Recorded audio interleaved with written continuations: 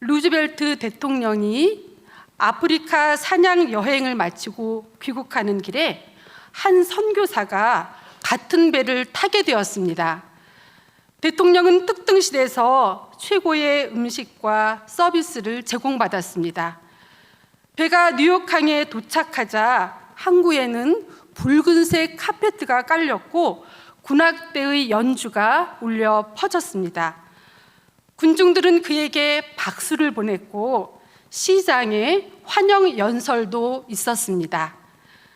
그와는 대조적으로 그 선교사는 아프리카에서 40년간을 복음을 전하고 돌아오는 길이었습니다. 그는 반겨주는 사람 하나 없이 행색은 초라했습니다. 순간 인간적인 생각에 선교사는 숙소에 들어와서 울면서 기도했습니다. 하나님 아버지, 세상은 참 불공평합니다. 대통령은 사냥하고 돌아왔는데도 대대적인 환영을 받는데 저는 당신을 위해서 40년간 선교 사역을 하고 돌아왔는데도 아무도 반겨주는 사람이 없었습니다. 그때 선교사의 귀에 주님의 음성이 들려왔습니다. 아들아, 너는 아직 집에 돌아온 것이 아니지 않니? 네가 마침내 돌아오게 될 나의 집, 영원한 천국이 너의 집이란다. 오늘 본문은 누가복음에만 기록된 예수님이 친히 들려주신 천국 복음으로 두 사람의 다른 인생, 즉 부자와 거지 나사로의 비유 이야기입니다. 본문 19절을 보니 한 부자가 있었습니다. 그는 좋은 옷에 좋은 음식을 먹으며 매우 호화로운 삶을 살았습니다. 오늘날로 말하면 최상위 몇 퍼센트의 부자였는지도 모르겠습니다. 그러나 그는 하나님도 모르고 믿음도 없는 그저 부자일 뿐, 성경에는 그의 이름조차 기억되지 않고 있습니다. 또한 20절과 21절을 보니 나사로라 이름하는 한 거지가 소개되고 있습니다. 그는 헌데투성이로 부자의 대문 앞에 버려진 채 부자의 상에서 떨어지는 것으로 배불리려 하며 개들이 와서 그 헌배를 핥더라 라고 기록하고 있습니다. 즉 개들이 와서 헌배를 핥아도 개들을 쫓아낼 수 없을 만큼 병약하고 굶주렸지만 그는 하나님을 알고 믿음이 있어 그의 이름이 성경에 기억되고 있습니다. 그도 그럴 것이 나사로라는 이름은 하나님의 도움이란 뜻을 가지고 있어요. 시편 146편 5절에서 우리 주님 말씀하십니다. 야곱의 하나님을 자기의 도움으로 삼으며 여호와 자기 하나님에게 자기의 소망을 두는 자는 복이 있도다. 아멘. 오늘 본문에서 주님은 말씀하십니다. 하나님도 모르고 믿음도 없이 영혼이 가야 할 곳을 알지 못한 채 이 땅에서 호의호식하며 떵떵거리며 사는 것이 복이 아님을요. 그럼 성경이 말하는 복은 무엇인가요? 사람은 육체만이 아니라 영을 가진 존재이기에 영원 불멸의 존재성입니다. 그래서 성경 요한복음 4장 24절에서 주님은 말씀하셨습니다. 하나님은 영이시니 예배하는 자가 영과 진리로 예배할지니라. 아멘. 하나님은 영이시기에 영적 존재인 사람이 하나님과 교제할 수 있고 영적 존재인 사람만이 하나님을 예배할 수 있다라고 말씀하셨어요. 애완동물은 아무리 예뻐도 영혼이 없죠. 그러므로 영원을 놓고 볼 때 잠깐의 백세를 못 사는 육체의 삶도 중요하지만 주 예수와 함께 영원을 살아야 하는 영이 잘 되어야 잘 사는 것이다 라고 성경은 말씀하고 있습니다.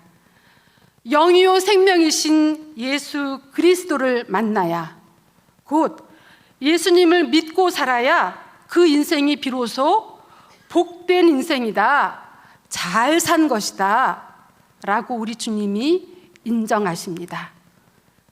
오늘 본문은 세 가지의 중요한 진리를 알려주고 있습니다. 우리가 잘 아는 본문 중에 오늘 귀한 본문이죠. 첫째, 사람은 다 죽습니다. 22절을 보니 부자도 죽었습니다. 거지 나사로도 죽었습니다. 저와 성도님 여러분뿐만 아니라 모든 인생은 그 길을 갑니다. 그것이 인간의 실존이지요. 주님은 시편 90편 10절과 12절에서 이렇게 말씀하셨습니다.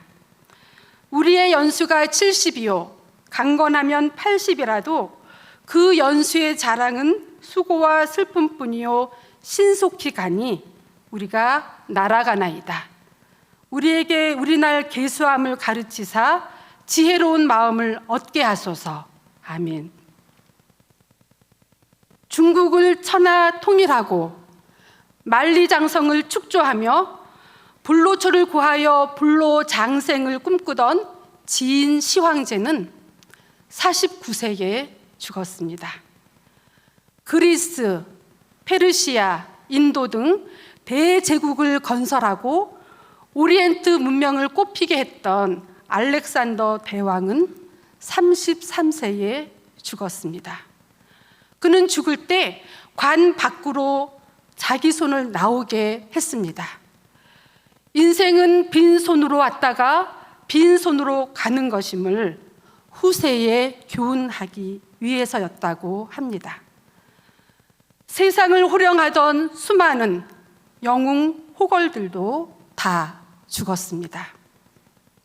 어느 누가 이 죽음 앞에 당당할 수 있을까요? 젊음도, 미모도, 건강도, 돈도, 권력도 죽음 앞에서는 속수무책입니다. 성경 히브리서 9장 27절에서 주님은 말씀하십니다. 한 번 죽는 것은 사람에게 정해진 것이요 그 후에는 심판이 있으리니. 사람은 다 죽습니다.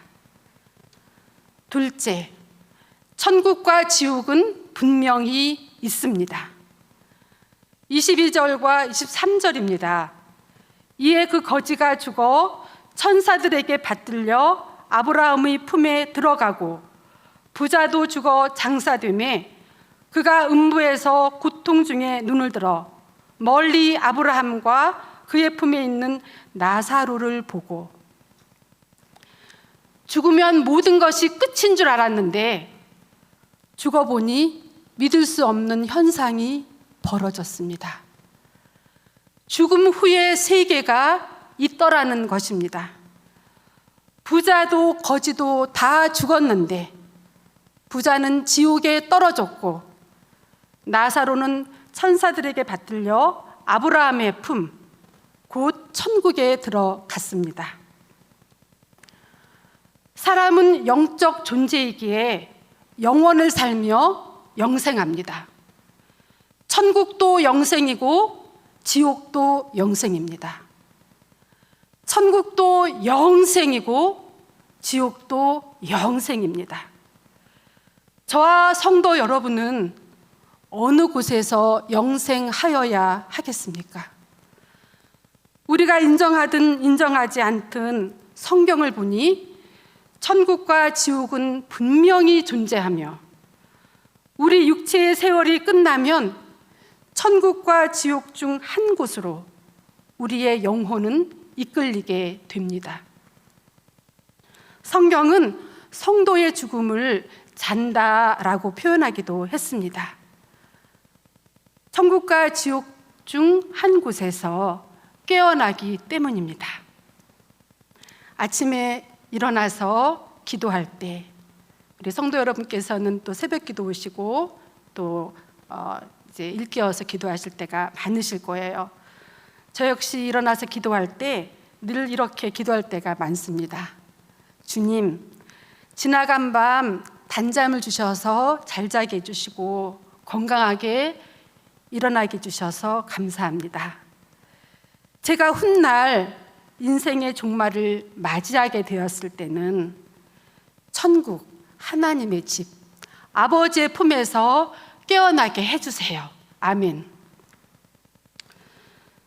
사도 바울은 고린도전서 15장 20절에서 이렇게 말씀합니다. 만일 그리스도 안에서 우리가 바라는 것이 다만 이 세상의 삶뿐이면 모든 사람 가운데 우리가 더욱 불쌍한 자이리라. 그러나 이제 그리스도께서 죽은 자 가운데서 다시 살아나사 잠자는 자들의 첫 열매가 되셨도다. 아멘. 그런데 성도 여러분, 천국을 사람이 죽어서 가는 곳으로만 생각한다면 오류입니다. 예수님을 믿고 구원을 받은 성도는 예수를 믿고 사는 지금이 이미 천국을 사는 것이며 영생을 사는 것입니다. 어릴 때 생각을 해보면 저희 어머니는 늘 이 찬송을 넋두리처럼 부르셨어요. 주 안에 있는 나에게 딴 근심이 있으랴 십자가 밑에 나아가 내 짐을 풀었네. 늘 이 찬송을 입에 달고 사셨습니다. 32살이 되어 혼자 되셨습니다. 아버지가 제가 6살 때 돌아가셨어요. 32살에 혼자 되셔서 가난하고 고된 삶을 사시는데 근심이 없어서가 아니라 근심이 차고 넘치는데 주님만을 의지하지 않고는 살 수 없으므로 늘 이 찬송을 부르신 거였습니다. 주 안에 있는 나에게 딴 근심 있으랴 십자가 밑에 나아가 내 짐을 풀었네. 이 찬송을 늘 부르시는 거예요. 그게 어릴 때도 항상 기억에 남았습니다. 어머니는 평생 교회 가시는 게 낙이었고 예배하며 기도하며 고된 삶을 십자가 밑에 내려놓으셨습니다.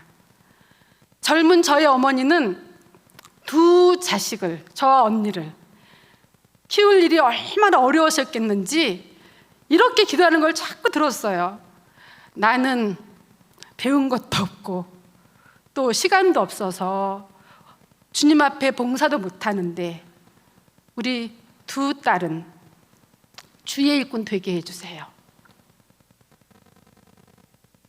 저는 하나님 앞에 이렇게 은혜 가운데 사역자의 길을 가게 됐고 저희 언니는 지금 현재도 형부와 함께 23년 차 아프리카 코트디부아르 선교사입니다. 교회를 군데군데 많이 세우시고 학교, 초, 중, 고 학교를 건립하고 또 신학교를 세워서 이제 거기에 사역자들을 훈련시키고 있는 사역을 합니다. 아프리카의 청소년들은 엉청이가 너무 많다고 해요. 그래서 일본의 의료진과 조인을 해서 이제 아프리카 땅으로 건너가서 일본 의료진들이 엉청이 수술을 많이 해서 그 나라에서 추장 반열에 올랐다고 합니다. 어머니는 그렇게 천국을 사셨습니다. 천국은 멀리 있는 것이 아니라 지금 이곳에 우리의 삶 가운데 믿지 않는 사람들은 경험할 수도 없는 은혜를 누리는 거가 우리잖아요. 믿지 않는 사람들은 뭐 이렇게 저렇게 믿는 사람들은 교회만 갈까? 뭐가 저렇게 좋을까? 우리 주님은 부활하셔서 우리에게 선포하셨어요. 평안하냐? 우리 주님 우리에게 평안을 주십니다. 은혜를 주십니다. 우리는 지금도 천국을 살고 있는 것입니다. 오늘 본문 24절입니다. 그가 음부에서 고통 중에 눈을 들어 멀리 아브라함과 그의 품에 있는 나사로를 보고 불러 이르되 아버지 아브라함이여 나를 긍휼히 여기사 나사로를 보내어 그 손가락 끝에 물을 찍어 내 혀를 서늘하게 하소서. 내가 이 불꽃 가운데서 괴로워하나이다. 부자는 지옥불이 너무도 괴로운 나머지 아브라함을 불러 간청합니다. 지옥은 어떤 곳일까요?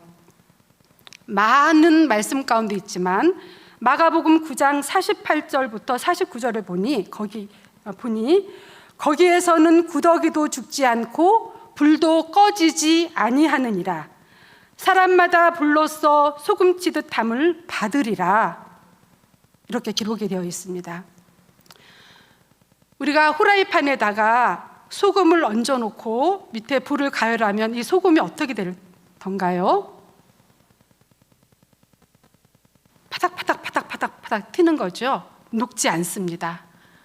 지옥이 그러한 곳이다 라고 이렇게 묘사할 수 있겠습니다. 지옥은 말로 닿을 수 없는 고통스러운 곳인데 너무도 괴로운 나머지 죽고 싶어도 죽을 수 없는 곳이고 자살을 하고 싶어도 자살도 할 수 없는 참혹한 곳이 그곳이라고 성경은 증언하고 계십니다. 괴로워하는 부자에게 아브라함이 대답합니다. 우리 다 같이 25절과 26절을 같이 읽겠습니다. 아브라함이 이르되 예 너는 살았을 때에 좋은 것을 받았고 나사로는 고난을 받았으니 이것을 기억하라. 이제 그는 여기서 위로를 받고 너는 괴로움을 받느니라. 그뿐 아니라 너희와 우리 사이에 큰 구렁텅이가 놓여 있어 여기서 너희에게 건너가고자 하되 갈 수 없고 거기서 우리에게 건너올 수도 없게 하였느니라. 아멘. 셋째, 예수 믿을 기회는 살아있을 때뿐입니다. 죽음 후에는 예수 믿을 기회가 없습니다. 믿고 싶어도 때는 이미 늦었습니다. 그래서 북한의 정치범 수용소, 말로 다 할 수 없는 극악한 곳임을 우리가 들어서 알죠. 북한의 정치범 수용소와도 비교가 안 되고 나치의 홀로코스트와도 비교가 안 되며 이 세상에서는 상상조차 할 수 없는 저주와 고통의 영원한 유황불못인 지옥에서는 껄 하는 외마디가 울부짖는다고 합니다. 살아있을 때 예수 믿을 걸, 살아있을 때 교회 다닐 걸, 살아있을 때 예배 드릴 걸, 살아있을 때 일 좀 많이 할 걸. 사랑하는 성도 여러분, 회개는 죄를 뉘우치는 일이며 세상만 쫓아가던 길에서 예수께로 돌이키는 것입니다. 그러므로 회개는 하나님께서 인생들에게 주신 최고의 축복이며 최대의 기회입니다. 사람마다 죄를 지어서 지옥 가는 것이 아니라 죄를 회개하지 않고 예수님께로 돌이키지 아니하기에 멸망한다 하셨습니다. 예수 믿을 기회는 살아있을 때뿐입니다. 지금은 은혜의 시대고 지금은 성령의 시대입니다. 지금 하나님 앞에 기도하고 예배하고 은혜를 구하면 주님이 주시는 때예요. 마구 주실 때입니다. 못 줄 것이 없어서 우리 주님이 한이세요. 그러나 천국 문이 닫히면 은혜의 시대가 끝나는 것이고 구원이 끝나는 것입니다. 오늘 본문에서 말씀하는 세 가지를 기억합시다. 인생은 누구든 다 죽습니다. 천국과 지옥은 분명히 있습니다. 그리고 예수 믿을 기회는 우리가 살아있을 때뿐입니다. 각자 인생의 종말이 다가와서 하나님 앞에 갈 때는 돈도, 명예도, 자식도 다 놓고 갑니다. 오직 예수 믿음과 믿음의 행정만 가지고 갑니다. 그러므로 우리 남은 생에 하나님 앞에 sem할 것 많이 가지고 아버지 앞에 가서 풍성한 하늘 상급 받는 저와 우리 성도님들 모두가 되시기를 예수님의 이름으로 축복합니다. 아멘.